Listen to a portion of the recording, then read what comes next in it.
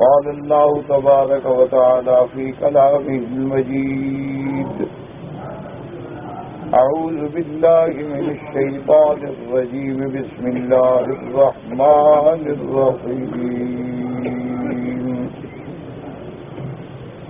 وإذ قال إبراهيم رب اجعل هذا البلد آمنا واجنبني وبني أن نعبد الأصنام. رب إنهن أضللن كثيرا من الناس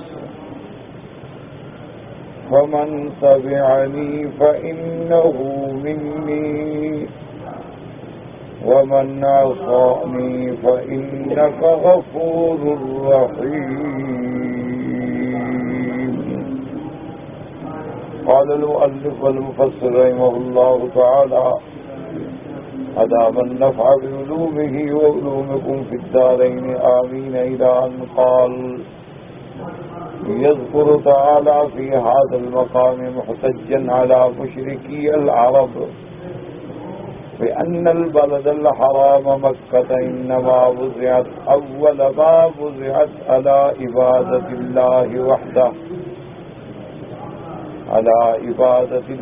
وحده لا شريك له، وأن إبراهيم عليه السلام الذي كانت عامرة بسبب أهله تبرأ ممن عبد غير الله، وأنه دعا لمكة بالأمن فقال رب اجعل هذا البلد آمنا. اب مفسر رحمۃ اللہ علیہ ان آیات مبارکہ کی تفسیر فرماتے ہیں کہ اللہ تبارک و تعالی ان آیات میں یاد دلاتے ہیں اور حجت واضح فرماتے ہیں مشرکین مکہ کے خلاف کہ مشرکین مکہ جو ہے ان کو یہ ناز تھا اور وہ یہ دعویٰ کرتے تھے کہ ہم ملت ابراہیم تھے، اور اس کی دلیل یہ دیتے تھے کہ بھئی ہم اللہ تبارک و تعالیٰ کے گھر کو آباد کرنے والے ہیں، ہم اللہ تبارک و تعالیٰ کے گھر کے معمار ہیں، بنانے والے ہیں، ہم اللہ تبارک و تعالیٰ کے اس کے گھر میں جو مائے زمزم ہے اس کے پلانے والے ہیں، اللہ تبارک و تعالیٰ کے اس گھر پر غلاف ڈالتے ہیں، طواف کرتے ہیں، عمرہ کرتے ہیں، حج کرتے ہیں، ہم تو بالکل علی ملت ابراہیم ہیں، سیدنا ابراہیم علیہ السلام کے طریقے پر ہیں۔ تو اللہ تبارک و تعالیٰ نے ان آیات میں ان کا رد فرمایا کہ تم غلط کہتے ہو، اللہ کا یہ گھر جو ہے اس کی بنیاد جو ہے وہ تو اسی بات پہ رکھی گئی ہے کہ اللہ کے سوا کسی کی عبادت ہی نہیں۔ ان اول بیت وضع للناس للذی ببکۃ مبارکا وہدی للعالمین۔ تو اس گھر کی جو بنیاد ہے، اس کی تعمیر کا جو قسط اول ہے، اس کا مقصد یہ ہے کہ اللہ کے حکم کی طرف توجہ ادھر ہوگی لیکن عبادت اللہ، اور اس کی بنیاد رکھنے والے جو ابراہیم علیہ السلام ہیں وہ تو سب سے بڑے موحد ہیں، وہ تو ابو الانبیاء والمرسلین ہیں، وہ تو امام الموحدین ہیں علیہ الصلاۃ والتسلیم۔ تو تم کیسے دعویٰ کرتے ہو کہ ملت ابراہیم سے، حالانکہ اس کے بنانے والا ابراہیم علیہ السلام، اور ابراہیم علیہ السلام بتوں کے توڑنے والا، تم بتوں کے پوجنے والے۔ ابراہیم علیہ السلام بت پرستوں سے مقابلہ کرنے والا اور تم بت پرستی کرنے والے، تم کیسے اس کے طریقے؟ اور ہمیشہ یاد رکھیں، علماء نے لکھا ہے، اللہ تبارک و تعالی معاف فرمائے، کہ جتنے بھی دنیا میں فرق باطلہ ہیں نا، وہ اپنے اس باطل بات کو رواج دینے کے لیے کسی نہ کسی کا سہارا ضرور لیتے۔ مثال کے طور پر جیسے روافض ہیں، تو اب ان کا مقصد تو دشمنی ہے اصحاب رسول سے، لیکن انہوں نے سہارا کیا لیا؟ حب اہل بیت، کہ جی ہم تو اہل بیت سے محبت کرتے ہیں، ہم تو سیدنا علی رضی اللہ تعالی عنہ اور ان کی اولاد سے محبت کرنے والے ہیں، اور صحابہ سے بھی ہماری اختلاف اسی لیے ہے کہ حضرت علی کا حق چھین لیا، سیدہ فاطمہ الزہرا رضی اللہ تعالی عنہ کا حق چھین لیا۔ حضرت علی رضی اللہ تعالی عنہ کی قرابت ہے حضور صلی اللہ علیہ وسلم، تو اب انہوں نے اہل بیت کا سہارا لیا اور دشمنی کی اصحاب رسول اللہ۔ اچھا، اسی طرح ان کے مقابل پہ خوارج آئے، نواسب آئے، انہوں نے سہارا لیا اصحاب رسول اللہ کا اور دشمنی کی اہل بیت رسول اللہ۔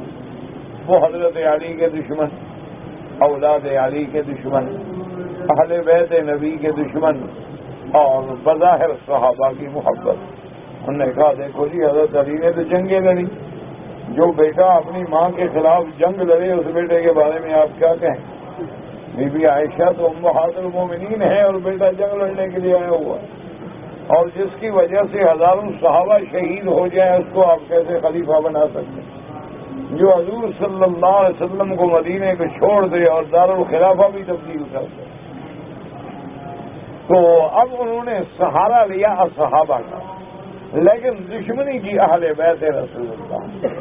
تو اسی طرح بعین ہی دیکھ لیں کہ جو لوگ بھی شرک و بدعات میں پڑتے ہیں وہ بھی سہارا لیتے ہیں، کبھی اللہ کے گھر کا، کبھی بزرگوں کے مزارات کا، کبھی اولیاء اللہ کے قبور کا۔ دیکھو جی، یہ تو اولیاء اللہ کے مزار ہیں، ہم تو ان کے مجاور ہیں، ان کے جناب صفائی کرنے والے، ان کے ساتھ آباد رکھنے والے، یہاں بیٹھنے والے، یہاں مجلسیں کرانے والے، یہاں قوالیاں کرانے والے، سال میں عرس شریف کرانے والے، ہم تو ان کے کھاتے میں، اور ان کا سہارا لے کر اللہ کی توحید میں دخل اندازی کی اور سنت رسول کے خلاف بدعتوں کا پرچار کیا۔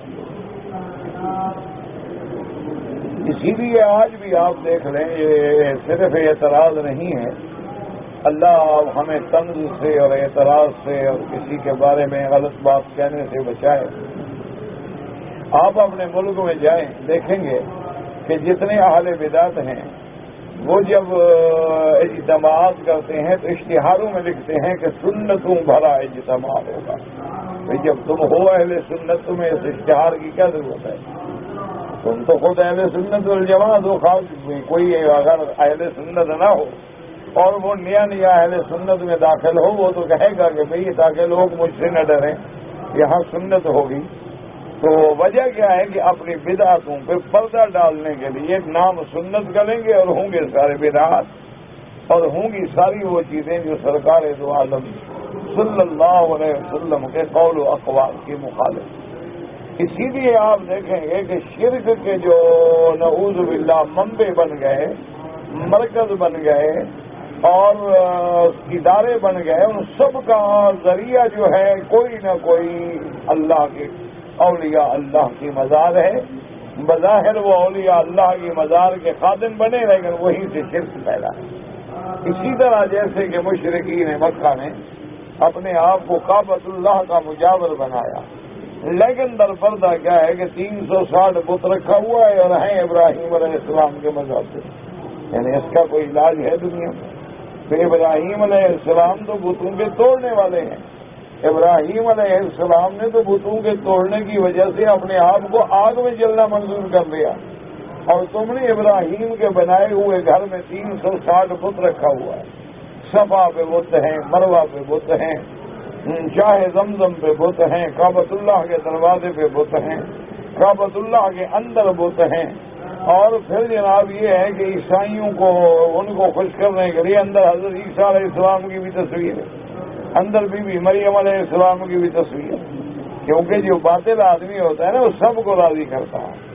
وہ حضرت موسیٰ علیہ السلام کے شان میں بھی ایک قطعہ لٹکا دے گا تاکہ یہودی خوش ہو جائے، اور عیسیٰ علیہ السلام کے شان میں بھی 2 واقعات بیان کر دے گا تاکہ نصرانی خوش ہو جائے۔ اور اسی طریقے سے دنیا کے باطل مذہب کو ملانا چاہتا ہے، یہ جھوٹ ہے۔ اللہ کی توحید ان سب کی مخالف ہے۔ اللہ کا دین ہی یہ ہے کہ سب سے اپنا رشتہ توڑ کے صرف اللہ سے جوڑو۔ اس لیے اللہ نے فرمایا ما کان ابراہیم یہودیا ولا نصرانیا ولکن کان حنیفا مسلما وما کان من المشرکین۔ اللہ نے فرمایا میرے محبوب آپ ان کو بتلا دیں کہ ابراہیم علیہ السلام نہ تو یہودی تھے نہ نصرانی اور نہ مشرک. وہ کیا تھے؟ وَلَٰكِنْ كَانَ حَنِيفًا مُسْلِمًا. حنیف مانا سب سے منہ موڑنے والا، اللہ کی طرف رخ کرنے والا اور اپنے آپ کو اللہ کے سونپنے والا. اس لیے مفسر فرماتے ہیں کہ اللہ تبارک و تعالیٰ نے حکم دیا اپنے بندوں کو اپنی اطاعت کا اور اپنے حق ادا کرنے کا اور اس کی مخلوق پہ احسان کرنے کا. اور اس میں یاد دلاتی ہیں کہ تجاجلا مشرکی العرب، مشرکین عرب پر کہ بأن البلد الحرام مکہ تھا. یہ اللہ تبارک و تعالیٰ کا گھر جو ہے مکہ مکرمہ کعبۃ اللہ البلد الامین، انما وضعت اول ما وضعت، اس کی بنیاد کس پہ رکھی گئی؟ علی عبادت اللہ وحدہ لا شریک لہ. اس گھر کی تو بنیاد اسی پہ رکھی گئی. ملائکہ نے بنایا تو مقصد یہ تھا، حضرت آدم علیہ السلام نے بنایا تو مقصد یہ تھا، حضرت ادریس علیہ السلام نے بنایا تو مقصد یہ تھا، اور حضرت ابراہیم علیہ السلام نے بنایا تو مقصد یہ تھا. وَأَنَّ إِبْرَاهِيمَ الَّذِي كَانَتْ عَامِرَةً بِسَبْبِهَا لِتَبَرَّأَ مِمَّنْ عَبَدَ غَيْرَ اللَّهِ. اور ابراہیم علیہ السلام جس کے بنانے والا، اس کا معمار، اس کے آباد کرنے والا، اس کی تو شان یہ ہے کہ ہر اس شخص سے جس نے اللہ کے سوا کسی غیر کی عبادت کی، ابراہیم بری ہو گئے. اپنی قوم کو چھوڑ دیا، اپنے والدین کو چھوڑ دیا. وجہ کیا تھی کہ صرف اللہ کی توحید. وَأَنَّهُ دَعَا لِمَكَّةَ بِالْأَمْنِ، اور ابراہیم علیہ السلام نے اس شہر کے لیے امن کی دعا مانگی.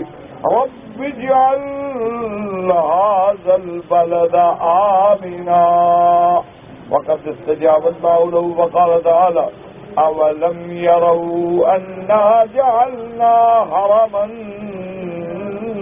آمِنًا. وقال تعالى إن أول بيت وضع للناس الذي ببكة مباركا وهدى للعالمين فيه آيات بينات مقام إبراهيم ومن دخله كان آمنا.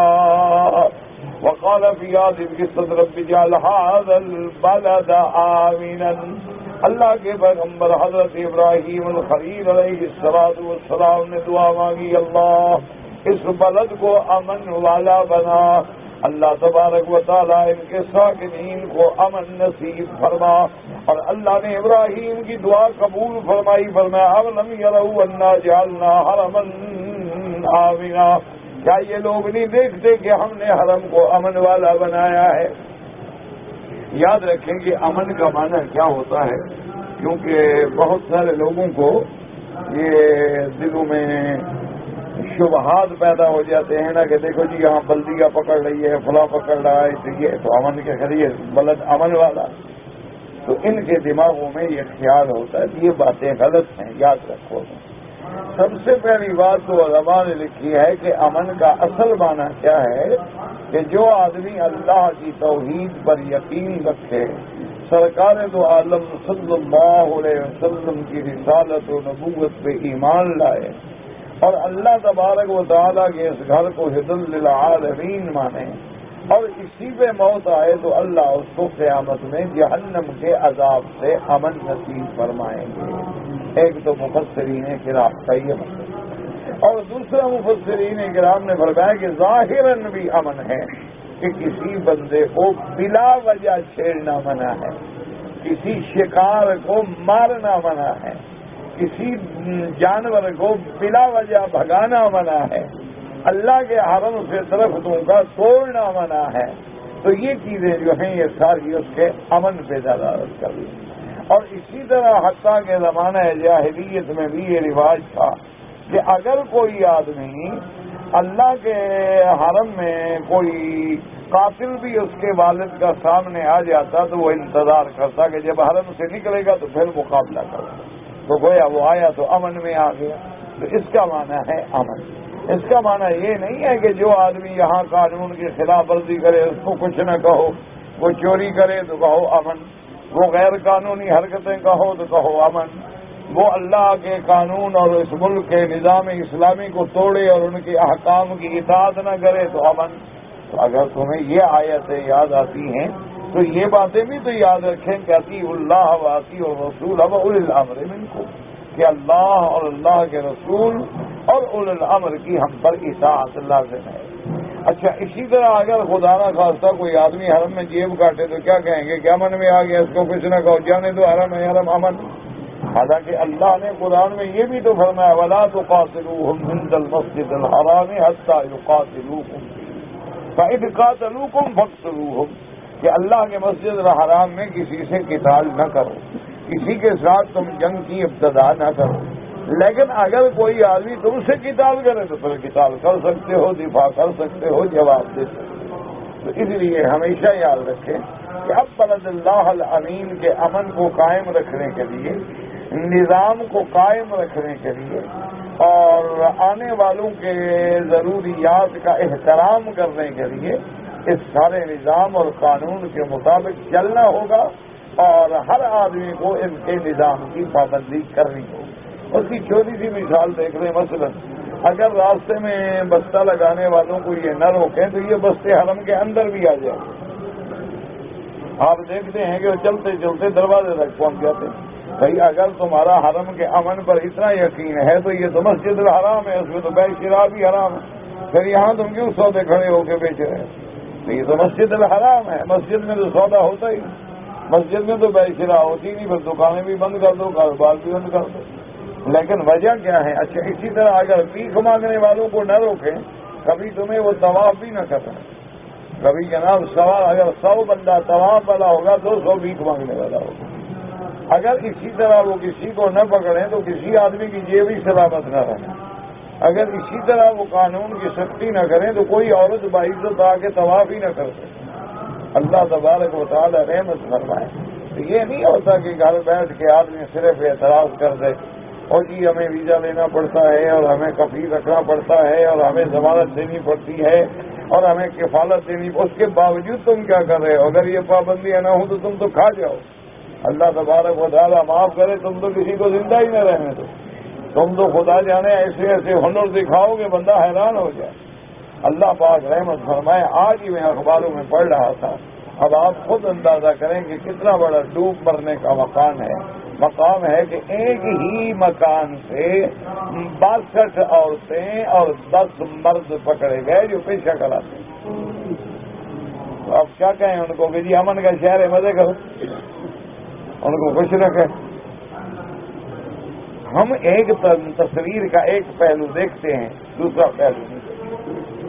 ہمیشہ یاد رکھو، الحمدللہ، اللہ کا شکر کرو کہ یہاں نظام اسلام قائم ہے، قرآن و سنت کی حکمرانی ہے، عدالتوں میں قرآن ہے، محکمے میں قرآن ہے، وزارتوں میں قرآن ہے۔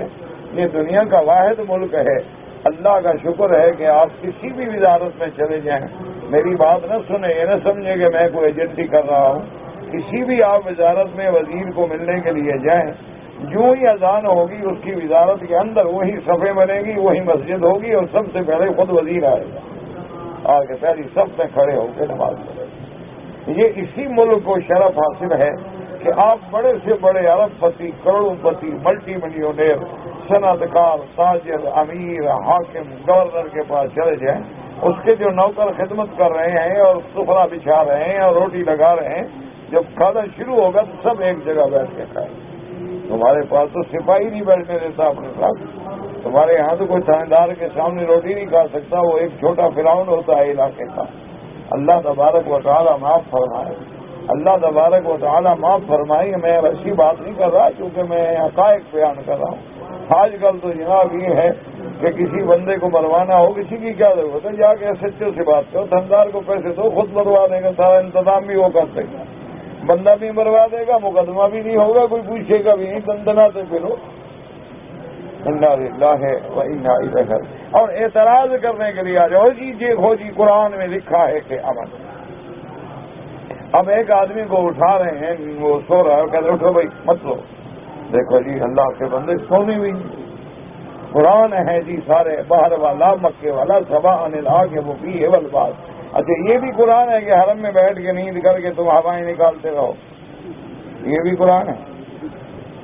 یہ قرآن نہیں ہے کہ فی بیوت اذن اللہ ان ترفع ویذکر فیہا اسمہ ویسبح لہ فیہا بالغدو والآصال، کہ اللہ کے گھر اللہ کے ذکر کے لیے بنے ہیں، اللہ کی نماز کے لیے بنے ہیں، عبادت کے سونے کے لیے بنے ہیں۔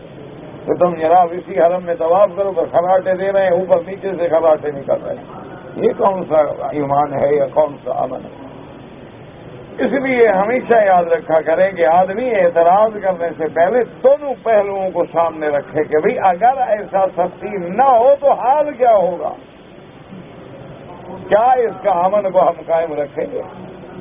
اس لیے ہمیں لازم ہے کہ ہر حال میں ہم اس ملک کی قوانین کی پابندی کریں تاکہ وہ امن قائم رہے، وہ نظام قائم رہے۔ اللہ کا شکر کریں کہ تمہیں گندم ہے، آٹا ہے، روٹی ہے، کھانے پینے کی چیزیں ہیں، اللہ کا شکر ہے کہ جو اب 10 سال پہلے سے دیکھ رہے ہیں اسی ریٹ پہ مل رہی ہیں، اللہ کا شکر ادا۔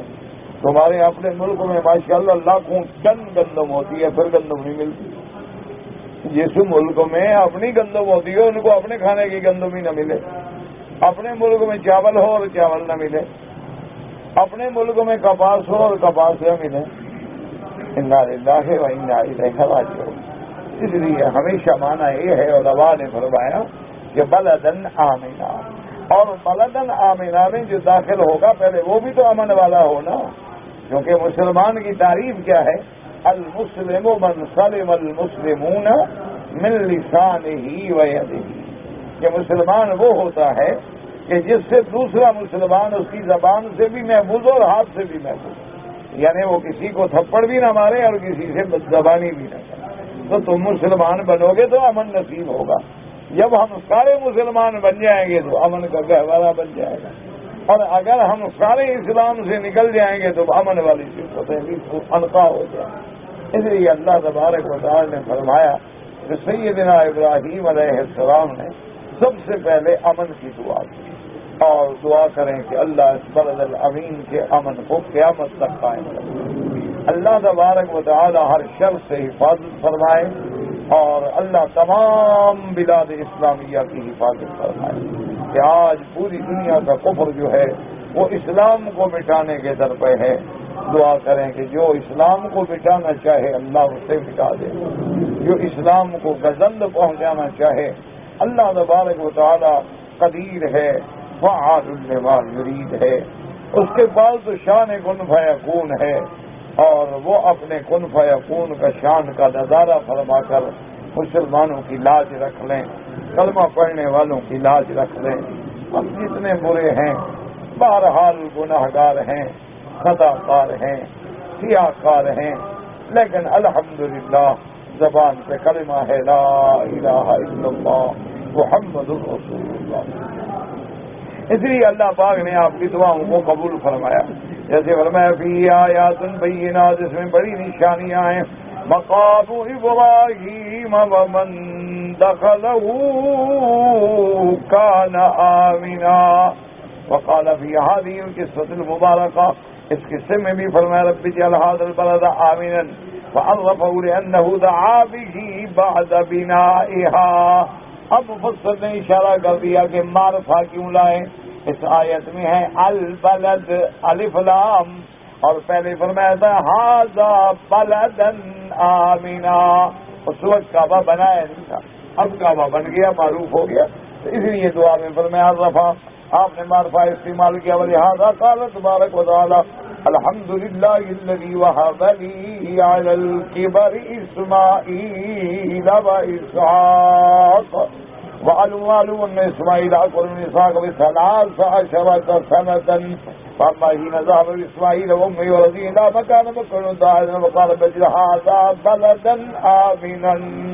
اب مفسر رحمۃ اللہ علیہ فرماتی ہیں کہ اللہ کے قرآن مقدس میں اس دعا کے بعد یہ بھی ہے، اللہ کا حضرت ابراہیم نے شکر کیا کہ الحمدللہ الذی وہب لی، اللہ کا شکر ہے کہ جس نے مجھے بڑھاپے میں اولاد دی، اور بڑھاپے میں اولاد بھی کیسی دی؟ حضرت اسماعیل و حضرت اسحاق۔ اللہ کی شان ہے کہ حضرت اسماعیل بھی نبی اور حضرت اسحاق بھی نبی، اور مفسر فرماتے ہیں کہ یہ بات بالکل تاریخ میں معلوم ہے کہ حضرت اسماعیل علیہ السلام جو ہیں وہ بڑے ہیں، حضرت اسحاق جو ہیں وہ چھوٹے ہیں، حضرت اسماعیل علیہ السلام تقریباً 13 سال بڑے ہیں، اور جب حضرت اسماعیل کو ان کی اماں کے ساتھ آپ لائے تھے بَهُوَ رَضِيعٌ إِلَىٰ مَكَانِ مَكَّةَ، وہ اس وقت دودھ پینے والے بچے تھے، اس لیے اس وقت تو یہ دعا مانگی تھی کہ رب اجعل هذا بلدا آمنا كما ذكرنا هنالك في سورة البقرة مطولا، جیسے کہ سورۃ البقرہ میں رحمۃ اللہ علیہ فرماتی ہیں کہ اس قصہ مبارک کو میں بڑی تفصیل سے بیان کر چکا ہوں۔ وَقَوْلُهُ تَبَارَكَ وَتَعَالَى وَاجْنُبْنِي وَبَنِيَّ أَن نَعْبُدَ الْأَصْنَامَ يَنبَغِي لِكُلِّ دَاعٍ يَدْعُو لِنَفْسِهِ وَوَالِدَيْهِ وَذُرِّيَّتِهِ۔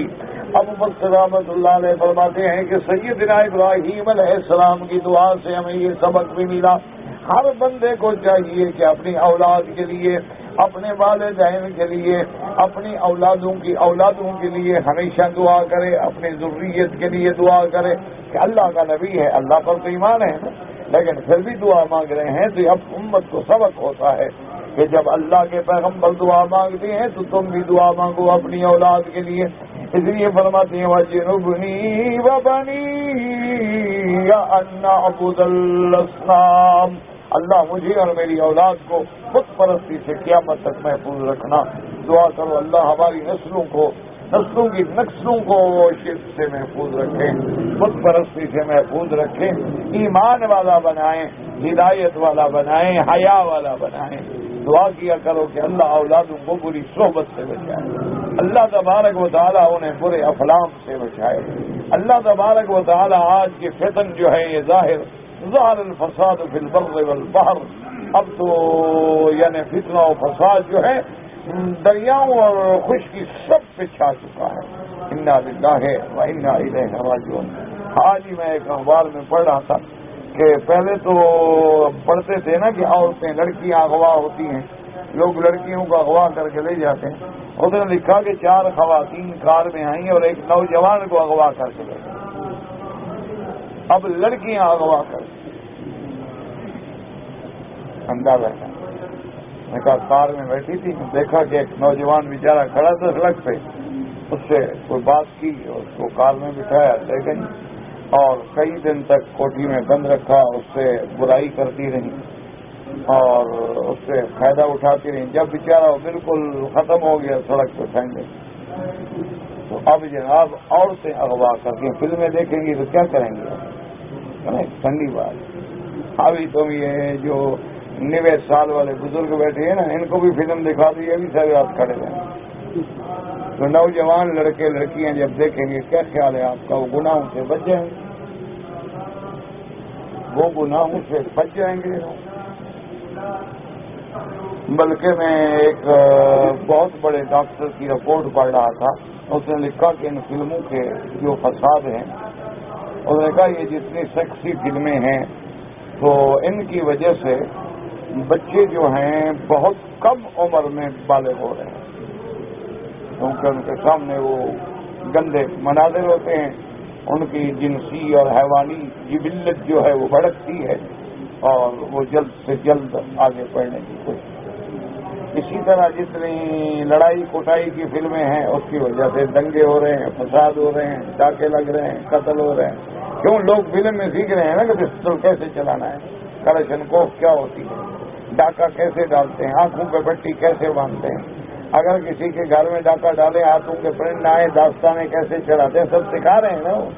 وہ تو بدبخت ہے، وہ سبق پڑھا رہا ہے، ایک چیز سکھا رہا ہے، اور ہم پیسے بھی دیتے ہیں اور برائی سیکھتے بھی ہیں۔ علماء بلاتے ہیں کہ دین سیکھو، مفت میں سیکھو، وہ ہم نہیں سیکھتے۔ کوئی آدمی اللہ کے دین کے لیے بلائے نا جی، حالت مصروفیت بڑی ہے، وقت نہیں ہے، ٹائم دل بڑا کرتا ہے حضرت، لیکن وقت رات کے 2 بجے تک منہ کالا کرنا ہو تو وقت ہے، صرف 2 رکعت تہجد پڑھنے کا وقت نہیں۔ ساری رات تم گندے میگزین اور گندے رسالے پڑھو تو وقت ہے، لیکن قرآن پڑھنے کا وقت نہیں۔ وجہ کیا ہے کہ شیطان اندر گھس گیا ہے، وہ قریب آنے ہی نہیں دیتا۔ وہ اللہ کے دین کے قریب لگنے ہی نہیں دیتا. اب تو اگر کوئی نوجوان نماز پڑھ رہا ہو تو عجیب ہوتا ہے یار شکر ہے اس کو اللہ نے، دیکھو نوجوان نماز پڑھ، ورنہ نماز تو فرض ہے، نوجوان ہے، بوڑھا ہے، عورت ہے، مرد ہے، سب پہ فرض ہے. لیکن وجہ کیا ہے کہ نوجوان نظر ہی نہیں آتے. ابھی آپ عشاء میں صف بنے گی نہیں تو صف اول میں آپ ایک طرف سے گننا شروع کریں دوسرے کنارے تک، دیکھیں کتنے نوجوان ہیں صف اول میں، سارے پینشن یافتہ ریٹائر لوگ جن کو نوکریوں سے بندے نکال دینا وہ اللہ کے کام میں آ جاتے ہیں. جب آدمی 60 سال سے اوپر ہو گیا، پینشن پہ آ گیا، گھر والوں نے بھی تنگ ہو گیا، چلو حرم شریف کی عبادت کریں. کیا عبادت، انا للہ و انا الیہ راجعون. اور پھر اس کے باوجود بھی سارا دن غیبت، گلہ، سازش، فتنہ، جھوٹ، قصے، کہانیاں، فسادات. انا للہ و انا الیہ. نہ لینا نہ دینا. پوچھو کہ آپ جناب کیا ہیں، اور جی میں تو جھاڑو دیتا ہوں. باتیں پوچھو تو کہتا ہے جناب پورے وہ عالم کا نظام جو ہے مجھ سے سمجھ لو. وہ بھی تم اتنے قابل ہوتے تو جھاڑو تو نہ دیتے نا، اس نظام کے مطابق کوئی ترقی کر لے. انا للہ و انا الیہ راجعون. بس دعا کریں حالات بگڑ گئے، صرف اللہ کی ذات بچا سکے.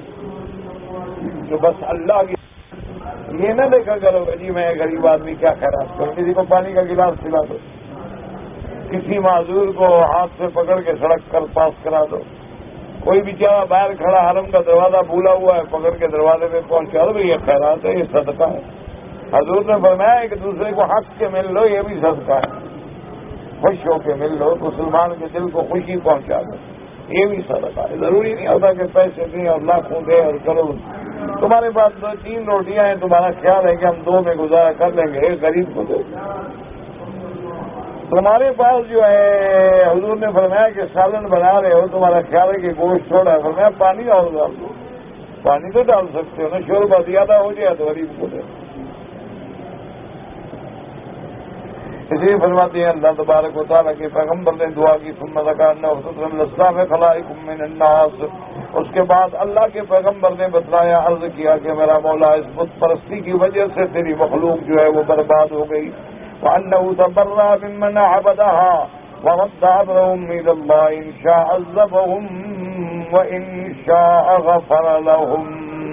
اور اس کے بعد آپ نے مشرکوں سے برات کا اعلان کیا اور ان کے معاملے کو اللہ پہ چھوڑا کہ میرا مولا اب تو جا، ان کو چاہے عذاب دے چاہے معاف کر دے. خدمت ہے کہ قول عیسیٰ علیہ السلام، جیسے کہ عیسیٰ علیہ السلام نے ان تعذبهم فإنهم عبادك وإن تغفر لهم فإنك أنت العزيز الحكيم. وليس في أكثر من الرد إلى مشيئة الله تعالى تريد وقوع ذلك. اب جناب یعنی اس سے زیادہ کیا ہے کہ ہر چیز جو ہے وہ اللہ کی مشیت کے تابع ہے. اللہ تبارک و تعالیٰ چاہے تو عذاب دیں اور اللہ چاہے تو معاف فرما دے. قال عبداللہ بن وهب حدثنا عمرو بن الحارث بن بكر بن سوادة حدثه ان عبد الرحمن الجرير عبد الله بن عمرو ان رسول الله صلى الله عليه وسلم تلا قول ابراهيم عليه السلام رب انهن اضللن كثيرا من الناس وقول عيسى عليه السلام ان تعذبهم فانهم عبادك وان تغفر لهم فانك انت العزيز الحكيم. ثم رفع يديه ثم قال.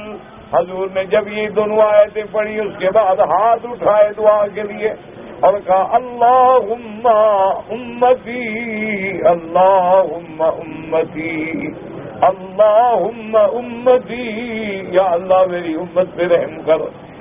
وبکا، اور حضور رو رہے ہیں. فقال اللہ تبارک و تعالی، اللہ نے فرمایا اذهب یا جبریل الی محمد صلی اللہ علیہ وسلم ربک اعلم. اللہ نے فرمایا جبریل میرے مدنی میرے محبوب کے پاس جا، حالانکہ اللہ جانتے ہیں. وَصَلْهُ مَا يُبْكِيكَ، پوچھو کہ کیوں رو رہے ہیں. فَأَتَاهُ جِبْرِيلُ عَلَيْهِ السَّلَامُ وَأَخْبَرَهُ رَسُولُ اللَّهِ صلی اللہ ثم قال وقال اللہ اذهب الى محمد صلی اللہ ثم قل انا سنرضيك في امتك ولا نسوقك. حضور پاک نے عرض کیا کہ میں اپنی امت کے لیے رو رہا ہوں. اللہ نے فرمایا جبریل میرے محبوب کو کہہ دے کہ ہم تیری امت کے بارے میں تجھے راضی کریں گے, تمہیں دکھ نہیں ہوگا, تمہیں تکلیف نہیں ہوگی, تیری امت کے بارے میں ہم تمہیں ہر حال میں راضی کریں گے. اس لیے ایک آتے حضرت علی رضی اللہ تعالیٰ عنہ فرماتی ہیں کہ جب اللہ کے قرآن کی یہ آیت اتری وَلَسَوْفَ يُعْطِيكَ رَبُّكَ فَتَرْضَىٰ, حضرت علی فرماتے تھے کہ ارجا آیتن فی کتاب اللہ, اللہ کے قرآن میں سب سے زیادہ امید دلانے والی آیت مبارک ہے. صحابہ نے پوچھا کیسے؟ انہوں نے کہا اللہ نے وعدہ کیا کہ میرا مدنی ہم آپ کو راضی کریں گے, اور میرا مدنی اس وقت تک راضی نہیں ہوں گے جب تک امت کو جہنم سے نکال نہیں لے جائیں گے. اس لیے امید ہے کہ ہم جہنم سے نکلیں گے. دعا کرو اللہ ڈالے ہی نہیں, اللہ تبارک و تعالی جہنم سے بچا لے, اور اللہ تبارک و تعالی بغیر حساب کے معاف کر دے, کیونکہ اگر حساب شروع ہوا نا پھر نہیں بچے. ایک بات یاد ہے, حضور نے فرمایا کہ من نوقش عذب, اگر سوال ہو گیا کہ یہ کام تم نے کیوں کیا تھا, سمجھو کہ عذاب آ گیا, پھر کوئی نہیں بچے. بس دعا یہ کریں کہ اللہ اس سے بھی بچا لے. اللہ تبارک و تعالیٰ قادر ہے. اس لیے ایک دعا ہے اللہ یا رب کل شیء بقدرتک علی کل شیء فاغفر لی کل شیء لا تسألنی عن شیء. ایک بہت اللہ والے کی دعا ہے, وہ کہتے ہیں یا رب کل شیء, تو ہر چیز کا رب ہے, بقدرتک علی کل شیء, اور ہر چیز پہ تیری قدرت ہے. فاغفر لی کل شیء, میرا بھی ہر چیز گناہ غلطی معاف کر دے. فلا تسألنی عن شیء, اور کسی بارے میں مجھ سے سوال نہ کرنا, کیوں اگر سوال ہو گیا تو مجھ سے سوال کرنا. اللہ اکبر. ربنا انی اسکنت من ذریتی بواد غیر ذی زرع عند بیتک المحرم ربنا لیقیموا الصلاة فاجعل أفئدة من الناس تهوی إلیہم وارزقهم من الثمرات لعلهم يشكرون. وهذا يدل على أن هذا دعاء إنسان بعد الدعاء الأول. اب مفسر رحمۃ اللہ علیہ فرماتے ہیں معلوم ہوتا ہے یہ پہلی دعا کے بعد دوسری دعا ہے الذی دعا به عندما ولى هاجر وولدها. یہ دعا اس وقت ہے کہ ابھی اللہ کا گھر نہیں بنایا تھا, اپنی بیوی ہاجرہ اور اپنے بیٹے اسماعیل علیہ السلام کو چھوڑ کے جب جا رہے تھے. وذالک قبل بناء البیت, ابھی اللہ کا گھر تعمیر نہیں کیا. وهذا كان بعد بناء تاکید رغبۃ اللہ عز وجل, ولہذا قال عند بیتک المحرم, کیونکہ گھر کا نشان تو تھا لیکن گھر نہیں تھا. ربنا لیقیموا الصلاة هو مطلب قوله المحرم اینما جعلتم مکان اقامت الصلاة عنده. اور بعض مفسرین فرماتے ہیں یاد رکھیں عند بیتک المحرم ربنا لیقیموا الصلاة, لیقیموا کہتے ہیں جار مجرور جو ہے یہ محرم سے متعلق ہے. کیا مانا؟ اللہ نے فرمایا اس گھر کو میں نے حرمت والا بنایا, امن والا بنایا, تاکہ اس میں رہنے والے جو ہیں وہ نمازوں کو قائم کریں, اللہ کی عبادات کو قائم کریں. اس لیے یاد رکھیں حدیث مبارک ہے اور صحیح حدیث ہے کہ قیامت والے دن سب سے پہلے جو سوال ہوگا وہ نماز کے بارے میں ہوگا. اگر جناب اس میں کامیاب ہو گئے تو سمجھو کامیاب ہو گئے, اور اگر پہلے سوال میں ہی بندہ فیل ہو گیا تو سمجھو فیل ہو گیا. اس لیے حدیث مبارک میں ہے کہ الصلاۃ عماد الدین, نماز جو ہے وہ دین کا ستون ہے. من اقامها فقد اقام الدین, جس نے نماز قائم کی اس نے دین قائم کیا، ومن ہدمها فقد ہدم الدین، اور جس نے نماز کو گرا دیا اس نے دین کے ستون کو گرا دیا۔ اسی طرح روایات میں آتے ہیں الصلاۃ صلۃ بین العبد و بین الرب، نماز جو ہے بندے کے ساتھ رب کے ساتھ جوڑنے والی زنجیر ہے، اگر اس سے کٹ گیا تو گویا اللہ تبارک و تعالیٰ سے کٹ گیا۔ اسی طرح حضور پاک نے فرمایا الصلاۃ نور، نماز جو ہے وہ نور ہے۔ آپ نے فرمایا میرے امت کے لوگوں اپنے گھروں میں نماز پڑھا کرو تاکہ تمہارے گھروں میں بھی ایمان کی روشنی آ جائے، تمہارے گھروں سے بھی شیطان کا ڈیرا نکل جائے۔ اس لیے تہجد میں اور آگے پیچھے گھروں میں نفل نماز افضل یہ ہوتا ہے کہ ہر نماز کے بعد جو سنت اور نفل ہے وہ گھر میں پڑھی جائے۔ افضل جو ہے اور زیادہ ثواب جو ہے وہ یہی ہے کہ نماز مکتوبہ جو ہے مفروضہ جو ہے فرض جو ہے وہ تو مسجد میں پڑھیں، اور اچھا اسی طرح بعد نوافل جو ہے وہ بھی مسجد میں پڑھنے پڑتے ہیں، جیسے سورج کو گرہن لگ جائے، چاند کو گرہن لگ جائے، یا آدمی بارش کے لیے نماز پڑھے وہ بھی تو نفل ہے، لیکن وہ مساجد میں اعلان اور جماعت کے ساتھ پڑھی جاتی ہے۔ لیکن باقی نوافل جو ہے وہ افضل یہ ہوتا ہے کہ آدمی اپنے گھر میں ادا کرے تاکہ گھر کے اندر اللہ کا ذکر ہو، گھر کے اندر اللہ کا قرآن پڑھا جائے، اور جب قرآن پڑھا جاتا ہے تو شیطان کے اثرات جو ہیں وہ کم ہو جاتے ہیں۔ حتیٰ کہ یہ بھی آتا ہے کہ اپنے گھروں میں سورت بقرہ پڑھا کرو، سورت بقرہ کی تلاوت سے شیطان بھاگ جاتا ہے، اور جب شیطان بھاگ جائے گا تو تیرے بچے اور گھر والے بچ جائیں گے، شیطانی حملوں سے بچ جائیں گے اور شیطانی وساوس سے بچ جائیں گے اور جنات کے حملوں سے بچ جائیں گے، ساحرین کے حملوں سے بچ جائیں گے۔ تو اس لیے اللہ پاک نے فرمایا اس طرح کے نا فجعل افئدۃ من الناس تهوی الیہم، حضرت ابراہیم نے دعا مانگی میرا اللہ لوگوں کے دلوں کو کعبے کی طرف پھیر دے، لیکن فرمایا من الناس، لوگوں میں سے، یعنی من جو ہے تبعیض کے لیے ہے، اگر من نہ ہوتا ساری کائنات کے دل بھی اللہ پھیر دیتے، اللہ قادر ہیں۔ قال ابن عباس ومجاہد سعید بن جبیر وغیرہ قال افئدۃ الناس، اگر آپ فرما دیتے افئدۃ الناس لازدحم علیہ فارس والروم والیہود والنصارى والناس کلہم۔ اب فرماتے ہیں حضرت ابن عباس، حضرت مجاہد، حضرت سعید بن جبیر کہ حضرت ابراہیم علیہ السلام نے عرض کیا افئدۃ من الناس، اگر کہہ دیتی افئدۃ الناس تو ساری دنیا آ جاتی، فارس بھی آ جاتے، روم بھی آ جاتے، یہود بھی آ جاتے، نصارہ بھی آ جاتے، اس لیے فرمایا من الناس بس سبھی مسلمون، تاکہ صرف مسلمان آئیں کعبۃ اللہ کے اندر، ان کے دلوں کو پھیر دے جو تیرے ماننے والے ہیں، یہ نہیں کہ سارے لوگوں کو۔ وارزقہم من الثمرات، اللہ تبارک و تعالیٰ ان کو ان کے مکے میں رہنے والوں کو پھلوں سے رزق عطا فرما، یکون ذالک عون لہم علی طاعتک، تاکہ ان کے لیے رزق کا جو ہے تیرا وہ سبب بنے تیری طاعت کے لیے۔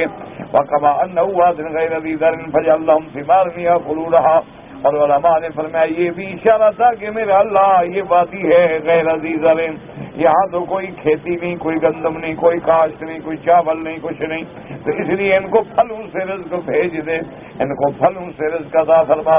وقت استجاب اللہ تعالی ذلک کل کما قال، اللہ تبارک و تعالی نے سیدنا ابراہیم علیہ السلام کی تمام دعائیں جو تھیں وہ قبول فرما لی، اس لیے فرماتے ہیں اولم نمکن لکم حرما آمنا یجبا الیہ ثمرات کل شیء رزقا من لدنا، وهذا من لطفه تعالی وکرمہ ورحمتہ وبرکتہ، یہ اللہ کی مہربانی ہے، اللہ کی رحمت ہے، اللہ تبارک و تعالی کا کرم ہے کہ انہ لیس فی البلد الحرام مکہ شجرۃ مثمرہ، حالانکہ مکے میں کوئی درخت نہیں ہے، کوئی پھل دینے والا درخت نہیں ہے، لیکن اس کے بعد وہی تجبا الیہ ثمرات، لیکن اللہ کی شان یہ ہے کہ اللہ تبارک و تعالیٰ ساری کائنات سے پھلوں کو کھینچ کے مکے میں پہنچا دیتے ہیں، استجابتاً لدعاء الخلیل، اپنے خلیل کی دعا کو اللہ نے منظور فرمایا۔ حالانکہ دیکھیں گے مکے میں کوئی درخت نہیں تھا، کوئی پھل والا درخت نہیں، کچھ نہیں، لیکن ہر پھل موجود ہے، ہر میوہ موجود ہے، ہر قسم کے ثمرات موجود ہیں۔ یعنی آدمی حیران ہوتا ہے کہ جب ان ملکوں میں جہاں کا پھل ہے وہاں نہیں ہوتا، یہاں موجود ہے۔ اللہ تبارک و تعالیٰ کی نعمتیں ہیں تاکہ ہم اللہ تبارک و تعالیٰ کی نعمتوں کا شکر ادا کر سکیں۔ بلکہ ہمارے ایک دوست ہوتے تھے حکیم صاحب سے، حکیم حنیف اللہ رحمۃ اللہ علیہ، بہت بڑے عالم بھی تھے، طبیب بھی تھے اور بہت بڑے عابد بھی تھے، اور ماشاءاللہ روزانہ ان کی مغرب سے عشاء تک 10 پارے قرآن کی منزل تھی، روزانہ کچھ ہو جائے۔ یہ وظیفہ وہ کسی حال میں نہیں چھوڑتے تھے کہ مغرب کی نماز ختم کر کے نفلیں شروع کرتے 10 پارے قرآن پڑھتے تھے، یعنی اور اس پہ اتنا جمے ہوئے تھے کہ ان کا نوجوان بیٹا شہید ہوا، اطلاع ملی لیکن منزل پوری کرنے کے بعد مسجد سے، تو وہ فرمایا کرتے تھے کہ اللہ نے مکے والوں کے لیے دعائے خلیل علیہ السلام کے مطابق پھل عطا فرمایا۔ وہ کہتے تھے کہ مکے والوں کو تو چاہیے، ان کا تو ہر علاج جو ہے پھل ہے۔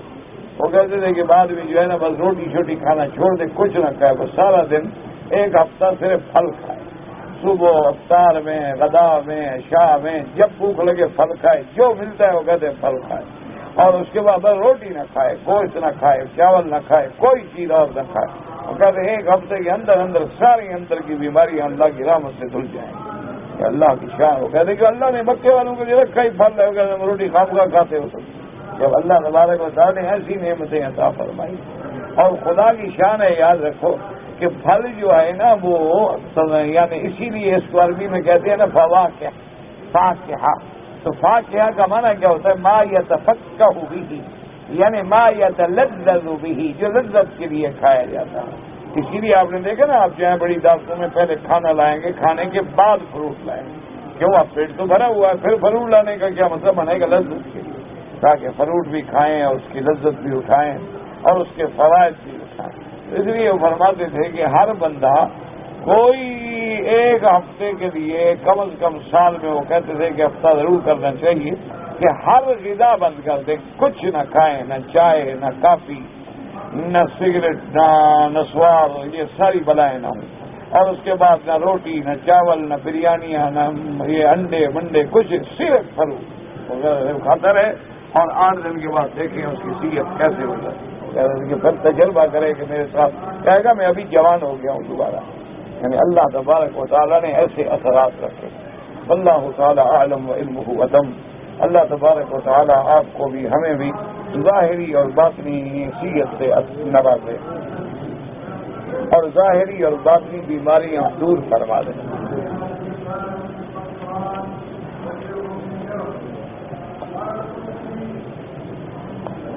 کہتے جی کہ ہمارے ملک میں رواج ہے کہ جب آدمی کوئی مر جاتا ہے اور اس کا جنازہ پڑھا جاتا ہے تو اعلان کرتے ہیں کہ بھی صفیں جو ہیں وہ طاق بناؤ، یعنی یا 1 ہو یا 3 ہوں، مثال کے طور پہ یا 5 ہوں یا 7 ہوں، کوئی حرج نہیں، کیونکہ یہ تو ایک حدیث میں بھی ہے ان اللہ وتر یحب الوتر، کہ اللہ تبارک و تعالیٰ کیونکہ خود وتر ہیں، اس کو وتر پسند۔ اسی لیے آپ دیکھتے ہیں کہ اکثر تسبیحات جو ہیں ان کے اندر بھی اللہ تبارک و تعالیٰ کو وتر پسند۔ باقی یہ ضروری نہیں ہوتا کہ مثلا اگر ایک سب بڑی بن سکتی ہے، اگر لازم 3 بناؤ، یہ بے وقوفی ہے۔ اگر میدان اتنا بڑا ہے کہ ایک ہی سب میں سارے آ سکتے تو 1 بنا لیں، اگر 1 میں نہیں آ سکتے ہیں تو پھر 2 کے بجائے 3 بنا لیں۔ یہ چیز جو ہے کوئی ایسی بات نہیں ہے، لیکن افسوس یہ ہے میرے بھائی کہ صفوں کے عدد کا تو بڑا خیال ہے، لیکن اس کے بعد جو جنازہ پڑھ رہے ہیں پہلے یہ پوچھو ان کو جنازہ آتا بھی ہے؟ بھائی جو لوگ جنازہ پڑھ رہے ہیں پہلے ان سے کہیں کہ دعائے جنازہ تو سناؤ۔ بس وہ لوگ کھڑے ہیں وہ بھی کھڑے ہیں، لوگ منہ ہلا رہے ہیں وہ بھی ہلا رہا ہے، لوگوں نے سلام پھیر دیا، اس نے سلام پھیر دیا، اسے کوئی پتہ نہیں کہ دعائے جنازہ کیا ہے، اسے کوئی سمجھ نہیں۔ اگر کسی کو کوئی پڑھا لکھا ہے یاد ہے تو وہ بھی بس ایک آدھی دعا یاد ہے، اللہ اغفر لحینا ومیتنا، اس کے بعد جب کر کے کھڑے ہیں اب امام باقی دعائیں مانگ رہے ہیں، اس کو آگے آتا ہی نہیں، کیا کرے، اس کو باقی دعائیں آتی ہی نہیں۔ اس لیے صفوں کا خیال کیا کرو، ضروری بات ہے، لیکن سب سے پہلے یہ بھی کوشش کیا کرو کہ وہ لوگ جو جنازہ پڑھنے آتے ہیں ان سے پوچھا کرو گھر میں جا کے، وہاں نہیں کہ لوگوں کے سامنے پوچھو تو لڑائیاں ہو جائیں، کہ بھائی تمہیں نماز جنازہ آتی ہے، اپنے اپنے گھر میں جا کے بیوی سے، بچے سے، بچی سے، گھر والوں سے پوچھو کہ جنازے کی دعا آتی ہے، تمہیں دعائے قنوت آتی ہے۔ لیکن یہ بھی تو تمہیں ڈر ہوگا نا کہ اگر بیوی نے پوچھا کہ تمہیں آتی ہے تو پھر کیا ہوگا۔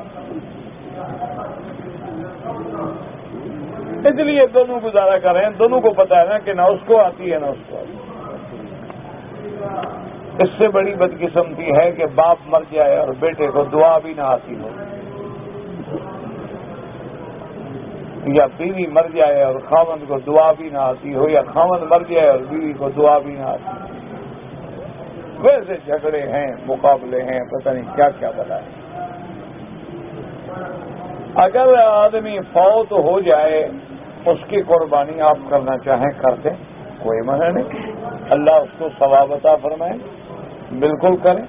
جیسے بعض لوگوں کے والدین فوت ہو گئے، اللہ نے توفیق دیا ہے، پیسہ دیا ہے، ان کی بھی کرو، کوئی معنی نہیں، ثواب ہوگا انشاءاللہ، تیرے لیے بھی اجر ہے اور والدین کے لیے بھی اجر ہے۔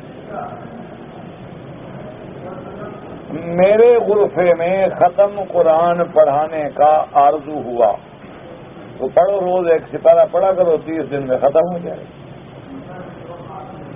آرزو ہوا تو پڑھو، کسی نے منع کہ ہم ادھر سے آدمی مقرر کر دے گا، ہم آدمی تم آدمی نہیں ہو۔ میرے نزدیک جو سوال لکھنے والا ہے وہ آدمی ہے، مسلمان بھی ہے، مکے میں بھی رہتا ہے، خود اپنے غرفے میں روز ایک پارہ پڑھا کرو، 30 دن میں قرآن ختم ہو جائے۔ سرکار دو عالم نے جب مکہ مکرمہ سے مدینہ منورہ ہجرت فرمایا ہے تو تقریباً کتنے دن کا سفر تھا اللہ عالم۔ یہ تاریخی چیزیں ہیں، آپ تاریخ لے لیں، تاریخ المدینہ یا تاریخ مکہ، یہ تفاصیل اس میں درج ہوتی ہیں، کیونکہ اس کا کوئی دین سے تعلق نہیں ہے۔ 8 دن لگے ہوں تو کیا بات ہے اور 7 لگے ہوں تو کیا بات ہے، اس لیے ہم لوگ اس بحث میں نہیں پڑتے، اور نہ ہی کسی حدیث مبارک میں ہے کہ حضور 7 دن لگائے یا 8 دن لگائے۔ بعض روایات میں ذکر ہے کہ فلاں دن چلے اور فلاں دن پہنچے، اس سے آدمی اندازہ لگا لیتا ہے۔ اگر ایک آدمی نے 4 رکعت نماز پڑھ رہا تھا، غلطی سے 2 رکعت نماز پہ سلام پھیر دیا، اگر بات نہیں کی کھڑا ہو کے باقی 2 رکعتیں پوری کر لے، بس کوئی بات نہیں۔ ہاں اگر سلام پھیر کے چلا گیا، بھول گیا، جگہ بدل دی، کسی اور بات میں لگ گیا تو پھر دوبارہ 4 پڑھیں۔ یعنی اگر سلام پھیرنے کے فوراً بعد یاد آ گئی بات، اوہ میں نے تو 2 پڑھی ہیں، میں نے 4 پڑھی تھی، کھڑا ہو جائے پڑھ لیں۔ کہتے جی کہ حنفی مسلک میں عصر کے بعد سے لے کر مغرب تک نوافل پڑھنا منع ہے، تو اگر کوئی حنفی آدمی عصر کے بعد طواف کرے تو وہ 2 رکعت مغرب کے بعد پڑھ لے، کوئی مشکل نہیں، کوئی مسئلہ نہیں، وہ 2-3 طواف کر لے، چاہے 1 کر لے، 2 کر لے، 3 کر لے، مغرب کے بعد ان سب کی نماز پڑھ لے۔ وہ نماز فجر کی بات بھی وہی ہے، رکن یمانی پہ جب گزریں تو داہنے ہاتھ سے اس پہ ہاتھ پھیریں، بسم اللہ اللہ اکبر، اور اگر ہاتھ لگانے کا موقع نہ ملے تو پھر اشارہ کرنے کی ضرورت نہیں ہے، چلے جائیں۔ اور ایک روایت میں یہ بھی آتا ہے کہ جب آدمی رکن یمانی پہ پہنچے، ہاتھ لگانے کا موقع ملے یا نہ ملے، اگر وہ یہ دعا مانگے اللہم انی اسألک العفو والعافیہ ربنا آتنا فی الدنیا حسنۃ، تو اللہ کے فرشتے آمین کہتے ہیں کہ یا اللہ اپنے اس بندے کی دعا قبول فرما۔ اسی طرح اگر ہاتھ لگانے کا موقع ملے تو بسم اللہ اللہ اکبر اللہم انی اسألک العفو والعافیہ اس کے بعد اللہم ربنا آتنا فی الدنیا حسنۃ وفی الآخرۃ حسنۃ وقنا عذاب النار۔ پاپا اتنا لمبا چوڑا سوال لکھو تو گھنٹہ تو لگتا ہے نا پڑھنے کے لیے۔ میرے دوست کی بیوی نے اپنے خامند کی اجازت کے بغیر آپریشن کرا لیا کہ اولاد نہ ہو، یہ بالکل گناہ ہے۔ اور ایک تو ایسا آپریشن کرانا کہ ہمیشہ کے لیے اولاد نہ ہو گناہ ہے، اور ایک یہ ہے کہ خامند کے علم کے بغیر اتنا بڑا قدم اٹھانا یہ اور بڑا گناہ ہے۔ تو بہرحال اب حل یہ ہے کہ اگر عورت توبہ کرے اللہ معاف کر دیتا ہے، تم بھی معاف کر دو، اور اپنے گھر کو برباد نہ کرو کہ پہلے تمہارے لڑکے ہیں، اولاد ہے، بچیاں ہیں، وہ برباد ہو جائیں گی، کیونکہ جب ماں نہیں ملے گی تو دوسری ماں تو ان کی خدمت نہیں کرے گی، صاف بات ہے۔ تو اگر وہ توبہ کرنے پر راضی نہیں ہے اور کوئی حل نہیں تو پھر اسلام نے طلاق کی اجازت دی ہے، اور اگر تم دوسری شادی کرنا چاہو بالکل کرو، لیکن پہلی بیوی پر ناراض ہونے کی وجہ سے حقوق ادا نہیں کرو گے تو قیامت میں پکڑے جاؤ گے۔ ایک غلطی اس نے کی ہے تو اس کا معنی یہ تو نہیں کہ دوسری غلطی تم بھی کرو۔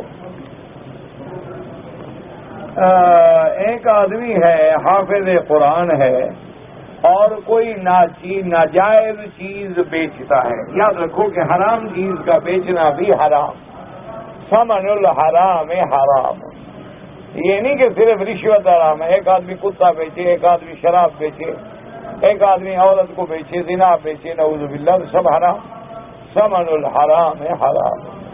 باقی رشوت بلا شک کا بھی ذالک حرام ہے بلکہ لعنت ہے۔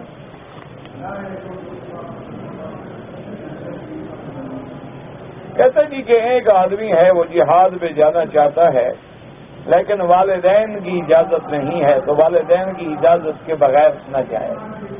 یہ اس وقت ہوتا ہے جب علماء، جب بڑے بڑے اکابرین فتویٰ دیں گے فرض عین کا، تو پھر ضرورت نہیں ہوتی پوچھنے کی، ورنہ بغیر والدین کی اجازت کے بالکل نہ جائیں۔ آپ والدین کی خدمت کریں اور اللہ کے راستے پہ دین کی خدمت کریں، اللہ کے راستے میں اپنا مال خرچ کریں۔ اگر ایک آدمی عمرے کے بہانے سے آیا، یہاں چھپ کے کام شام کرتا رہا، پھر حج کر دے، حج تو اللہ قبول کریں گے انشاءاللہ، حج کیوں قبول نہیں کریں گے؟ لیکن اللہ کے قانون کو، اسلام کے نظام کو اور اسلامی حکومت کے نظام کو نہ توڑا کریں، کیونکہ اس میں بڑا نقصان۔ ایک آدمی تو سمجھتا ہے نا کہ میں حج نہیں کر سکوں گا، لیکن تو کتنے لوگوں کے لیے رکاوٹ بنے گا، کتنے لوگوں کی پکڑ کا باعث بنے گا، کتنے لوگوں کو ذلیل کرنے کا باعث بنے گا۔ اگر ایک آدمی کے پاس ٹوپی بھی ہے، کپڑے بھی ہیں، اور پھر کپڑے کے بغیر نماز پڑھے تو منع ہے۔ سرکار دو عالم سیدنا محمد مصطفیٰ صلی اللہ علیہ وسلم نے ساری زندگی کبھی ایک دن بھی ننگے سر نماز نہیں پڑھی، اور ہمیشہ آپ نے پگڑی مبارک یا ٹوپی مبارک رکھی ہے اور نماز پڑھی۔ اور اللہ کے قرآن کا بھی یہی حکم ہے کہ خذوا زینتکم عند کل مسجد، کہ جب نماز کے لیے آؤ تو پوری طرح بن سنور کے آؤ، پوری طرح لباس ہر لحاظ۔ ہاں اگر ٹوپی نہیں ہے یا کپڑا نہیں ہے، نماز پڑھ لی تو ہو جائے گی، لیکن یہ نہیں ہے کہ تمہاری ٹوپی ہو تو پھینک دو اور پھر نماز پڑھو۔ حضرت آدم علیہ السلام کی قبر کہاں ہے؟ کیا کرنا ہے جی؟ سجدہ کرنا ہے؟ نہیں، آخر قبر پہ منت ماننی ہے، کعبے میں آ کے بھی قبریں ڈھونڈ رہے ہو۔ اللہ عالم کہتے ہیں جدے میں، لیکن خدا جانتا ہے۔ ہنوز دلی دورس کا معنی ہوتا ہے کہ بھی وہاں تک پہنچنا، یعنی کہ ایک محاورہ ہے۔ جیسے کسی آدمی کو کہو کہ بابا تم عالم بنے، اور کہے بھائی ہنوز دلی دور، ابھی تو دلی بڑی دور ہے، ابھی ہم کہاں عالم بنے، ایک محاورہ ہو گیا، مسئلہ کوئی نہیں۔ اگر ایک آدمی نے جنب کی حالت میں، یعنی میاں بیوی مثلاً ملے اور دونوں کو غسل کی ضرورت ہے، تو جو بدن پہ کپڑے پہنے ہو سب کو دھونے کی کوئی ضرورت نہیں۔ اگر کسی کپڑے پہ کچھ لگا ہے تو وہی جگہ دھو ڈالو، یہ تو نہیں ہے کہ باقی سارے قمیض اور بنیان اور سارے کپڑے دھو ڈالو۔ نماز بھی پڑھو. میرے اوپر بہت قرضہ ہو گیا ہے، سب سے پہلے نیت کرو قرضہ ادا کرنا، پھر روزانہ 2 رکعت نماز پڑھ کے اللہ سے دعا کرو. وَاسْتَعِينُوا بِالصَّبْرِ وَالصَّلَاةِ. رات کو سورت واقعہ پڑھو اور دن میں جتنا ہو سکے استغفار جتنا زیادہ پڑھ سکیں، چلتے پھرتے اٹھتے بیٹھتے استغفار کریں.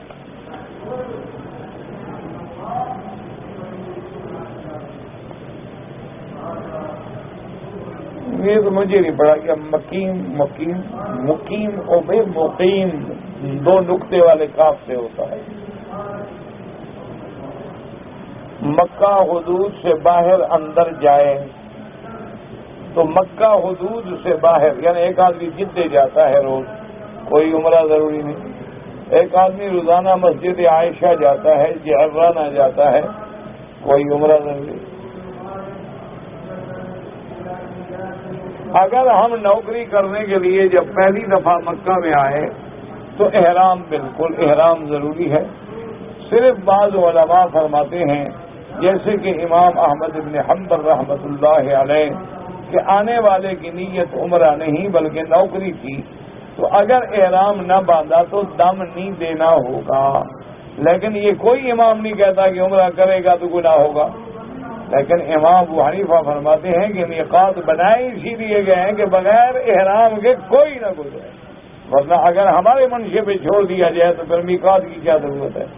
میقات کی پابندی کا تو مطلب یہ ہے کہ کوئی کسی کی مرضی نہ چلے، میقات پہ آ کے بغیر احرام کے نہ جاؤ. میں نے دوسرا حج پڑھا ہے، میرے پاس قربانی کے پیسے نہیں تھے. اگر آپ کا حج مفرد ہے، آپ مکے میں رہتے ہیں، مکے سے احرام باندھ کے حج پڑا تھا تو آپ کے ذمے حج کی بکری ہے ہی نہیں کیا کوئی حج نہیں. اور قربانی جب پیسے نہیں تو قربانی کہاں سے ہوگی؟